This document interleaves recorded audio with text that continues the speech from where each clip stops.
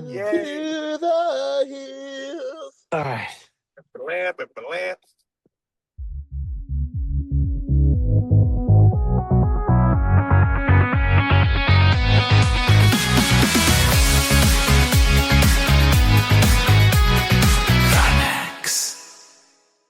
Welcome back to another episode of the Jersey Fun Sports Gambling Podcast.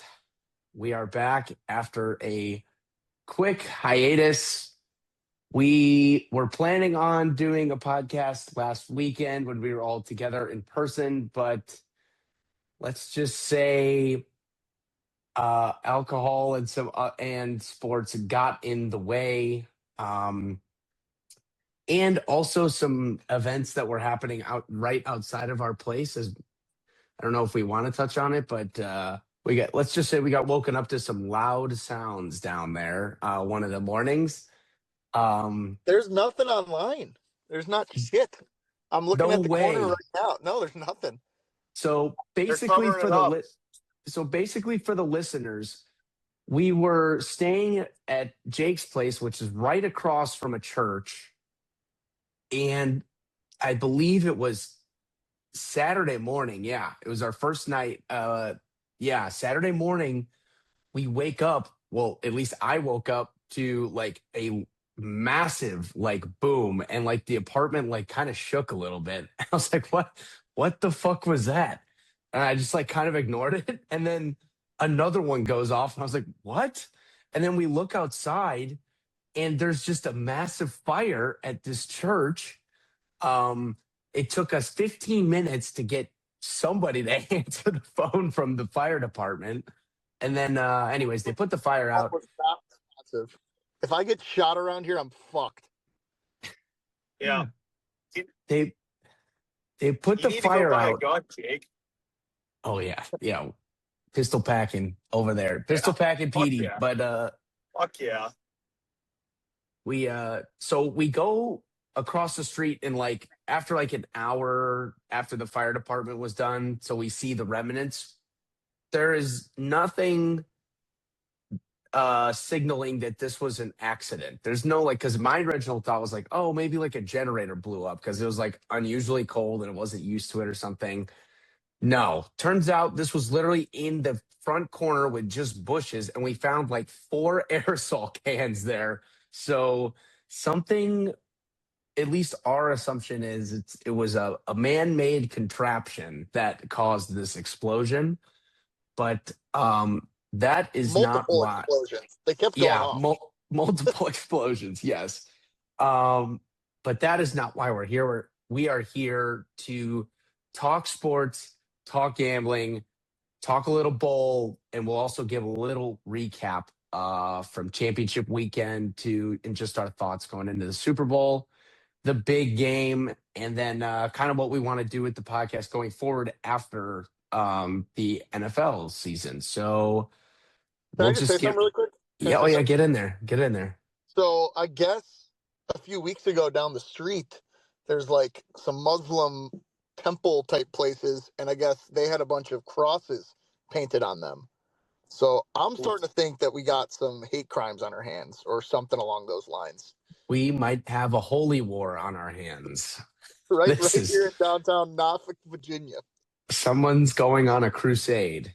That's quite interesting. This is an interesting development, and maybe this is how there's a sign here somewhere. We got to find it. Maybe this is how we get big. Maybe this is how the podcast gets big. We just become investigative journalists and we blow this thing up.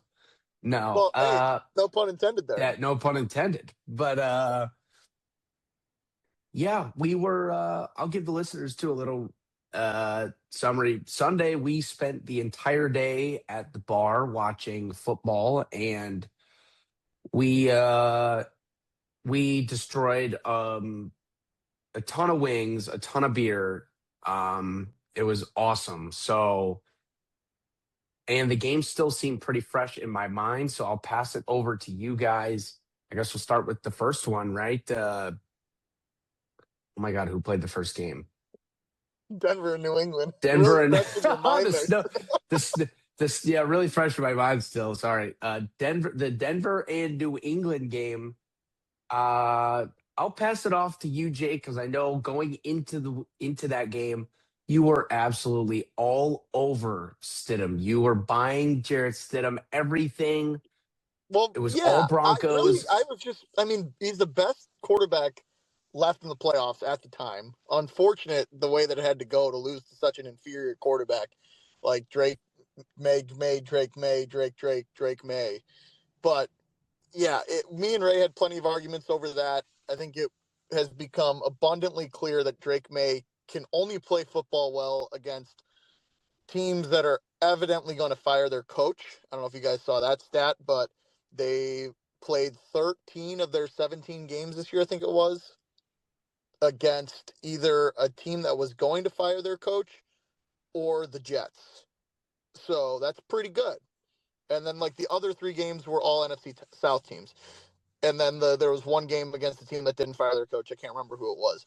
So basically, they didn't really play shit, but hey, kudos to the Patriots. They found a way to win, but they did not find a way to cover. Go Broncos. Yeah, that's what I'll point out too. Is, I mean, again, obviously the weather screwed with that game. But yeah, great cover there by the Broncos. I mean, they should have been up 10-0 and in total control of that game right before the snowstorm if it wasn't for Sean Payton's poor decision and then a phantom fumble backwards pass call that I still think was fucking batted backwards and not thrown backwards by Stitty Titty. So Yeah, because that set up the Patriots touchdown. But yeah, by their running that back, yeah, Drake that May. fourth down, yeah, great. The Patriots at least found their franchise running back, Drake May. But um, that fourth down call by Payton, I don't know how you. I I get at least running a pass play with your backup. You trust them, whatever. But at the same time, I don't know. 4th and 1, like we said, I think these there's one play call offensive, there, and it's a downhill run yeah, or a these field goal. It's a offensive field goal, really, but these offensive minds, these are awful. It seems like every single offensive quote unquote brainiac is awful in short yardage situations. They get way too cute. They drop something super dumb to try and get 2 yards, and it never works. I mean, I witnessed it all year as a Bears fan. Ben Johnson, like for instance, the one that comes right to my mind is the Kyle Monangai Wildcat on 4th and 1. Was that the first? that was against the Packers. Yeah, that was Against the Packers. Yeah. right after Matt LaFleur threw a semi slot fade out route on 4th and 1 down at the other end of the field. Yeah. So It's just the short yardage plays are awful from these offensive guys. And I don't know how that is. But they watched too much Andy Reid. They saw Andy Reid get away with it for years running, fullback tackle Dontari Poe pass plays, and then Derrick Henry with Rabel doing all this weird shit. What they don't understand is those offensive lines are elite, and these teams that are trying to run this funky shit out of it, they don't have elite offensive lines. So I don't. It's odd. But Ray, you got any takes on Drake May, the Patriots, and just that game on a whole? I mean, he didn't play well. That's pretty obvious to tell. Everybody could see it. I don't know, whatever. Whoever Vegas needs to win the Super Bowl and cover, that's who's going to do it. I'm just going to give my early pick. So I already had this conversation with Sam. He can explain if my Wi-Fi or internet's cutting out. So, Well, obviously, we still got some time, and I think this line is only going to continue to move. Vegas needs to find a way to get people on the Patriots somehow. yep. I don't know. yeah. I don't know how they're going to do it, but they need to find a way to. So, I think at some point we may be getting a pretty good price here both ways.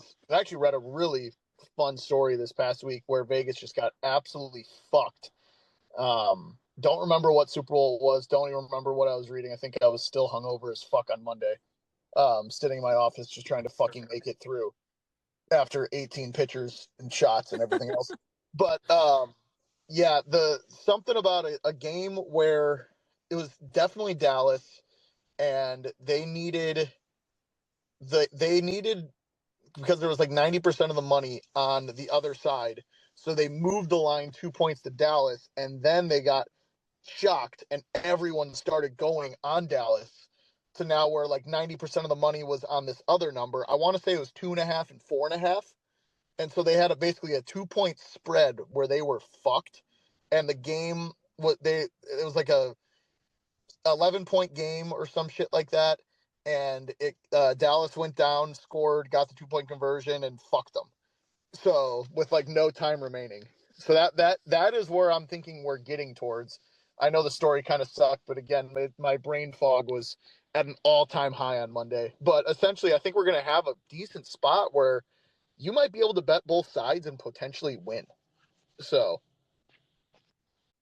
Yeah, I agree. I think we're going to get good buyback. Like, I think there will be buyback with the Patriots. The only thing is, I mean, that's where a lot of the money is, and I guess we could kind of just go into that now. I mean, unless do you guys have anything to say about the Seahawks game? I don't know. I thought it was just kind of like I thought the Seahawks were the better team. Kick the ball on 4th and 4, LA. That's what you need to fucking do. That's the other thing. With 4.5 minutes left in the game, you kick the goddamn ball and you have your timeouts left. These coaches, man, what the fuck are we doing? What are we doing? I'm sick of these coaches overthinking everything and fucking my bets. That's what I'm sick of. Yeah, that was a bad beat on that one. Fun fact, I had over field goal yards in that game, which was like 140, and they were at like 130 through the first quarter and a half and never kicked another fucking field goal. So that was fun. They didn't even attempt one with a team that kicks like 9 field goals a game, meaning the Seahawks. That's all they do is kick. Yep. Both teams. Jason I just don't get it. I don't get it. How do you just not kick in that spot if you're the Rams? Yeah, like you're gonna get calling prior to it was all weird too because they ran the ball and then like dumped one off short. They burned like a little over a minute of game time and then decided to go for it with like 5 minutes left. It made no sense. So yeah, I don't know if they ran the ball once because I saw something where it's like you don't run the ball on one of the 3 downs that you get an opportunity to at like the 12-yard line or whatever it was, or 15. Dude, they marched right down the field from like the 15 by running the ball and just like feeding Corum and getting Pook out in space, and then you throw it to your backup tight end once, and then the third string tight end the other time on your 2 plays. You know what I mean? It's fucking stupid. And I don't know if you guys have seen the replays of that 4th down play, but the Seahawks actually fucked up their defense. Dexter Lawrence dropped when he should have been blitzing, and they only rushed 2 guys. But it actually worked because he actually ended up dropping right out underneath Kyren Williams, who the play was designed to. Which, again, is wild that you're designing a play to Kyren Williams when you have Puka Nacua out there and Devontae Adams. Yeah. Like, I like Kyren a lot. But certainly interesting. Yeah. And again, I think we're kind of all experiencing this. Like, we all have, at least for me, I don't know, maybe I'm putting words in your guys' mouths, but I still have this mental block that the Seahawks are just not that good. And it's because of the quarterback. I can't get the previous 11 years of Sam Darnold or however many, like 5 years of Sam Darnold out of my head. He's better than Drake May, though. That I do agree with. But I mean, Drake May, they're more experienced. Kenneth Walker, you guys didn't want to believe me, is a fucking beast. By the way, finally, they run him. And all I've seen all week is all these hype videos on Kenneth Walker now. how he scored 5 touchdowns against Michigan, won the Doak Walker Award, had the most rushing yards in a single season ever after contact in college. Like, all these things are now coming out of the woodwork. And it's like, yeah, no shit. He's fucking unbelievable. He can play just like Jahmyr Gibbs can play. Never said he's better than Jahmyr Gibbs, but he can play the same game as Jahmyr Gibbs, and I think can play it at a very high level. So I think that team is loaded, and I'm going to continue to bet the Seahawks until the number gets to a point where we can land in a space where I'm getting a typical game number to go the other way, if that makes sense. Yeah. I was going to, But that we could, between the 6 and 8 number ish, probably in there. A number where it's like a normal game finishing number, like 6. Yeah. If I can get to 6.5, because I got him at 3.5 pretty heavy already. So yeah, I just think it's gonna be whichever coach doesn't fucking choke under pressure. I don't know. I think we've seen it all playoffs with fucking coaching mistakes like we talked about. And yes, is Sam Darnold better than Drake May right now? Yes. Are they a better team? Yes. But I think coaching dictates a lot of what is going to go on in this game for sure. And special teams too. Both are pretty. I wanted to touch on the special teams point because I do think Vrabel is a slightly better coach in some ways, but I do like McDonald a lot too. But the biggest point that I want to talk to is just how these really good football teams continue to lose games because of their special teams. We've seen it for how many fucking years with the Packers. The Rams are now nearing Packer territory where fucking muffed punt, shit like that. I think they had a big hold on a kickoff that bumped them back at one point. There was a lot in that game where it's just special teams again. And two things. The Black Sunday, which I was talking about earlier, was Steelers Cowboys in 1979, caused a record $2.6 million loss for the books on the Super Bowl. So fun fact there. But the other thing that I wanted to pull up, and I found it, is this tweet, which I think just fucking says it all. And when you hear these 4 teams and you think back to games that they lost in dramatic fashion, yes, a lot of it is on the coaches, but it all is sparked from special teams mistakes. And so since 2020, the 4 worst teams in special teams ranking are the Chargers, San Fran, Green Bay, and LA. Those are the bottom 4, and it's not even close. They have this ranking based on, it's like out of a 0 being average stat. The Chargers are negative 65. The San Fran 49ers are negative 86. The Packers are negative 165, and the Rams are negative 169. So, and then you look at the top of that list, and there are some really good teams with really good special teams that have over 100. And you think to games where they won because of their special teams when they're not the better team. So, yeah, I do think special teams is going to play a role in this, but I think it can play a role on both sides. Marcus Jones and Rashid Shaheed are really fucking good.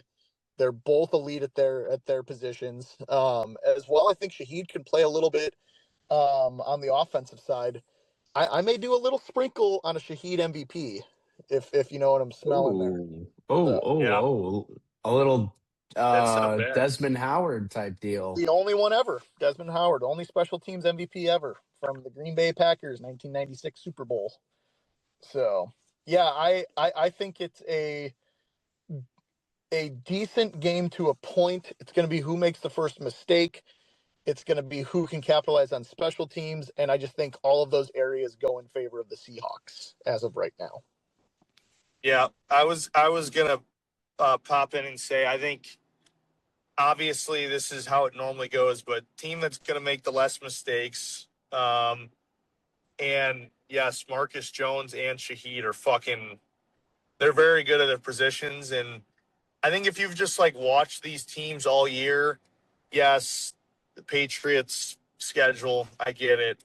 We don't need to bring it up, but like they don't make mistakes. They really don't make mistakes on either side of the ball, and especially not on special teams. And the same thing with Seattle. So I think it's going to play a huge role in this one. I think field position and 4th downs and shit like that's going to be big too. And I mean, Jason Myers could come into some serious effect here in this game too, as Borregales has been pretty bad lately. he's been not great all year, obviously, being a young kicker, and Myers has been good with his opportunities. So I think the kicking game comes into this as well, which goes into the special teams. But I don't know. I think it's just going to be a gritty, hard-fought game, and I think special teams comes out on top at the end of the day, for sure. Yeah, I absolutely love it. Oh my gosh. Jake, is it because we're in Virginia we can't do Super Bowl MVP? Yes. On DraftKings. You can't bet on awards. James. You can go over to West Virginia. Yeah, that's true. It's only about an hour away. Yeah. Because I was gonna let me pull up the Super Bowl MVP prices. Can we talk about the biggest storyline from Sunday, though, that not many people knew about going into it? Talk about it. Yeah, talk about it. I pointed it out, and then they pointed it out on the broadcast, which was smart. Stitty Titty's wife is a fucking bomb. Oh, rocket. That was my whole Stitty Titty take, is that if you can get a fucking rocket like that, you can play in the NFL. You can play quarterback at a high level. No offense to Drake May's wife. She's very cute. But my gosh, different fucking league than Stitty Titties. So. Yep.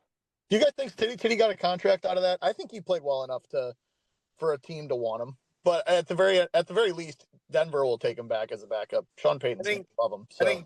I think Denver's just gonna keep him as their backup.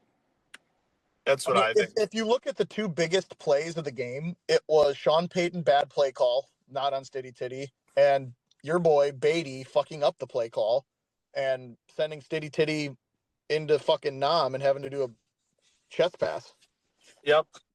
So have you guys seen the replay of that? It clearly was can checked to a screen on the backside. Yeah. And Beatty looked like he knew what he was doing, but then looked like he was blocking, because I think that was the original play. And then when he realized, oh shit, I'm not supposed to be blocking, I'm supposed to be in the route, it was just too late. Yeah, he should have scored. He should have scored a touchdown on that play, but there was a lot of space in front of him. Not gonna lie. Yeah, I know. Damn, I can't find these. Anyways, okay. I'll pull it up. Hold on. I've got it right here. Just give me a second. You got it? You're driving. I got it. No, you just got to go on Odds Tracker, Sam.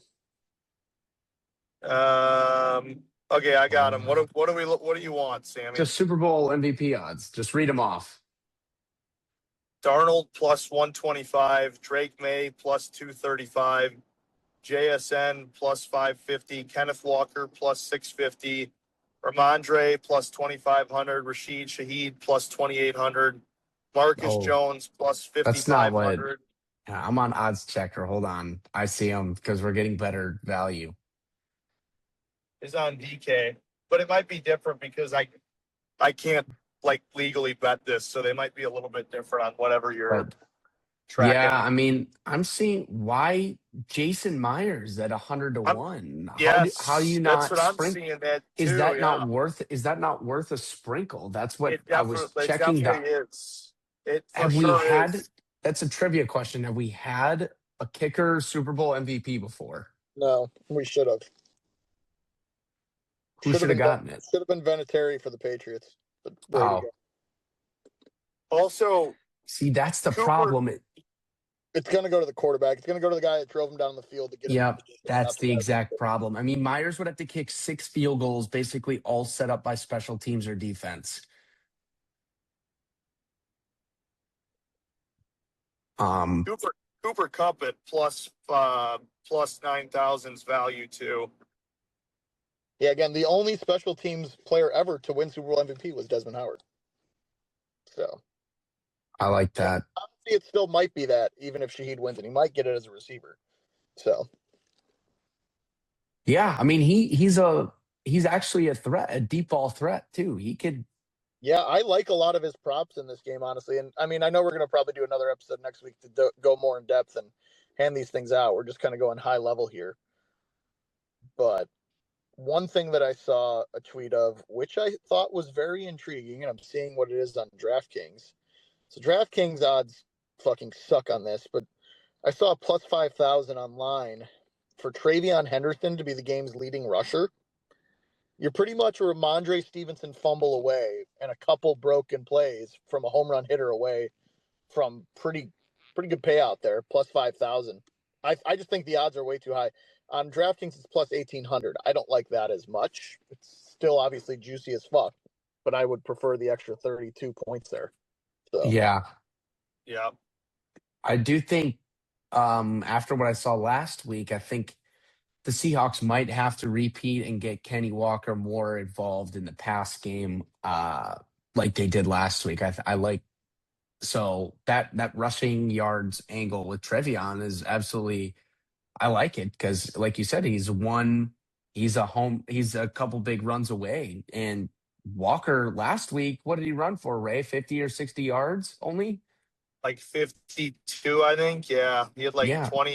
19 or 20 carries for 52, I think. I think they'll get him the ball out wide in the pass game. So I think, what do you think? 80 yards probably locks up whoever gets to 80 yards probably locks up longest rusher for this game. I don't see this being a run heavy game, but no, I don't either. So we could see George Holani rip one off too. Yeah, I bet. Yeah, you bet.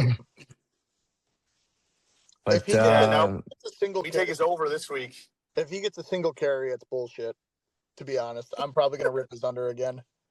It's just like it's the fucking Super Bowl. Why are we giving George Holani a carry? I love him, Boise State alum, fucking dog at Boise State. I'm fine with him being in there on third down if you want to give Walker a breather, but Walker should be in 100% of snaps. Every stud should be in 100% of snaps as long as they're not hurt. So it's a fucking Super Bowl. That means we're going to be seeing a lot of Ramondre after what we saw last week. Well, we only saw Henderson 4 times last week. So, yeah, you're going to see a lot of Ramondre. That's what I'm saying, You're one fumble away. If he fumbles, fucking Braves is pulling his ass. Yeah. Yeah, fuck him. He's got fucking bricks for mitts. Yeah. Bricks for mitts and gets fucking 23 carries a game for some reason. My God. Yeah, I don't understand the Ramondre Stevenson stuff, and I just don't think I ever will. But and I know we've talked about that a little bit here too. But yeah, is there anything else you guys got to add for the Super Bowl quickly before we can kind of just go on to what are we gonna do going forward? Yeah, I don't. Show's gonna suck, but the Budweiser commercial's sick. I don't think I'll have my pick for this game until like next week at some point. That's what I want to say. Because I want to see what goes on over the next few days. Yeah. We can do another Wednesday or Thursday pod for strictly dedicated to the Super Bowl. Yeah. Fucking Propapalooza. There's going to be so many good props. My deep dives. Ray knows. Last year I had more money on deep dives than anything, and I couldn't fucking get a Cooper DeJean touchdown. I wanted it so bad. I was stuck in the fucking shitty state of South Carolina, fucking not letting me bet. If I was anywhere else, I could have got a Cooper DeJean anytime, and I wanted it so bad. Yeah. I think, didn't you still hit one? It was like, I think I just hit the defensive touchdown. Yeah. All legally, of course. Legally, I was doing this. Of course. Oh, good. Yeah, of course. I mean, of course. Yeah. Before we go on, I just will say, as soon as I get, I'm sure it's already out there, but I think whatever the team total for sacks, or the game total for sacks. I know, Ray, we like that prop sometimes. I think this is a smash spot for the game total sacks. Yeah. Long third downs, outside of field goal range. Yes. Quarterbacks are going to take sacks. Patriots offensive line has been awful this whole playoffs. Seattle has a good rush. Plus they're good up the middle too. So that's the biggest thing. But and Darnold will take a sack or two. So whatever the number is, 5.5, even if it's 6.5, I think I got to jump on it. But yeah, that's I'm just putting that out there now. Kind of as a reminder to myself, I got to get that in there. Was Cooper Kupp or Aaron Donald MVP when they played against Cincinnati in 2021? I think it was Cooper Kupp. It was Kupp, wasn't it? Didn't he have like 104 yards? He had like Aaron 14 Donald or had like 15. Yeah, he but had like Aaron Donald 14 had or like 15 3 catches. sacks. Yeah, Aaron Donald had like 2 or 3 sacks that game. I think he was a monster. But I'm looking here. Kupp had Kupp 8 had a couple catches for 92 and 2 touchdowns. Yeah, the 2 touchdowns is what got him. But last 3 years, the Super Bowl MVP has been the quarterback of the winning team. I guess we can go even further back. 5 of 6. Now It's been the quarterback of the winning team. I know what fucking Tom Brady year, that should have been James White. Brady maybe had 200 yards. Like Giddy had a fucking couple touchdowns. James White should have been Super Bowl MVP there. He only didn't get it because it was Tom Brady. That should have been a running back year, which is very rare. I guess Anyway, the last. I was just pissed about that. That was bullshit. James White And carried then that. we got to go back to Super Bowl 50 for the last defensive player, which was Von Miller with the Broncos. 2.5 sacks, 6 tackles. Yeah, that was a monster. I think he forced a fumble too. That was a monster game. Yeah. Everybody just kind of knows that this game is a little bit different. You know? Yeah. It just doesn't feel like a quarterback it should win MVP of this game, you know? No, it really doesn't have that feel. Again, it might be a chalk shot, but I also might take a shot on JSN. I don't see if he has 130 yards and a touchdown, he has to get it over Darnold, even if Darnold throws a couple touchdowns. I think, but maybe not. I'm smelling a Hunter Henry. No, I could give you, I don't know. Let's see when the last time Ray, I'm going to be honest. I'm not seeing a single tight end. A tight end has not won the Super Bowl MVP. So maybe we should. Larry Zonka. Larry Zonka won it as a fullback. I know that. Maybe yeah, these are some good. AJ Barner gets under center for like 2 sneak touchdowns and has like 70 receiving yards. Just reaching. Barney. Where's Barney? Yeah, I guess for the listeners, I think the only guys to have a chance at the MVP are obviously the quarterbacks. JSN, Shaheed, if you are taking the special teams angle with it. Kenneth Walker, and then I don't see a way the Patriots win this game unless Drake May plays well. So I think it really is only Drake May on the Patriots side, unless you're going to go the same kind of thing, Marcus Jones angle. But yeah, there have been a fair amount of cornerbacks who have won it. So that's an interesting angle too for Seattle. If you're going to play a defensive player, play one of their somebody in their secondary, either Ellis. Yeah, I guess that's a good angle too for the Patriots. If you think the Patriots have at least a shot, I think somebody on their defense could win, like very realistically. Yes, there could be anyone who scores a touchdown in their defense could realistically have a chance. So yeah, I mean, we saw it last year. It was just if that game wasn't well, if that game wasn't a 40-point blowout or whatever it was, I bet Cooper DeJean actually has a chance there last year. But did Belaine ever get back into that game on Sunday? Yeah, no, I don't think so. I don't think he did. I don't think he did. Again, it's so clear in our minds. So fresh. Yeah. Okay, well, we can move. Again, we'll cover this more in depth next week. Propapalooza podcast will drop with plenty of time for the listeners to get their picks in. We will be all over the place. This is like Super Bowl Sunday is like Christmas for us as gamblers. This is I don't know about you guys, but I got pretty much action on every single play somehow, some way. Touching it. Yeah. So it's going to be great. But anyways, we can move now into kind of just a quick segment on what we're kind of going to do going forward after the NFL season. And then Jake will touch on what's going to go on this summer with kind of when, basketball's done and hockey's done, because We still get picks out for that stuff. Shout out our Twitter at the Jersey Fund. Follow us for daily picks. We're also working on setting up a couple different picks platforms for you guys as well to give you more than just like just one pick a day. And then, but yeah. Anyways, we could get into. I'm not taking credit for our 3 NCAA picks. I will take credit once I actually get talked to about them. How about that? You guys just fucking fire it off, and then I bet it, and it loses. So I feel like the rest of the audience out here, I feel like Kid Lou and Pointer Picks and all these other fucking guys who are tweeting at us all depressed. We got fucking Frieza, we got Dragon Ball Z fucking villains going apeshit on us because we can't fucking pick. What did we put in today? What did we put in today? The Mercyhurst game. Oh, dude, it's not even close. We're so fucked. They're almost at 70 at half. We're dead.